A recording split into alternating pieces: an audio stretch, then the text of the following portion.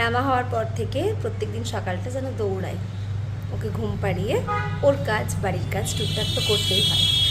যেহেতু আমার রামা বুড়ো ঘুমোচ্ছে, তাই আমাকে চট করে রান্নাবান্না কাজ সব সেরে নিতে হবে। লক্ষ্মী পিসি সবজি কাটছে, এবারে রান্না করব, কাপড় কাচবো আর রামার একটু খাবার বানাবো। যেহেতু আমাদের অন্নপ্রাশন নেই, তাই একটুখানি প্রসাদ দিয়ে ওকে আমরা খাওয়া দাওয়া স্টার্ট করেছি। হোমমেড সেরেলাকটা আপাতত দিচ্ছি, আর একটুখানি ভাত অল্প করে, আর একটু সাথে সবজি। এসব করতে করতে রামা উঠে গেল, তাই একটু ফল কেটে ব্রতকে দিলাম, আর ওকে নিয়ে যাব ওপরে। আমি সারাদিনই কিছু না কিছু অ্যাক্টিভিটিসের মধ্যে ওকে রাখি, তার কারণ এখন সবেমাত্র গ্র্যাব করা শিখেছে, তাই এগুলোকে তুলছে আর আবার জলে দিচ্ছে। আবার নাও, বেশ ও একটা বেশ মজা পায় এটা এটা করলে। আরও একটা অ্যাক্টিভিটিস করি ওর সাথে, এভাবে বই খুলে আমি রেখে দিই।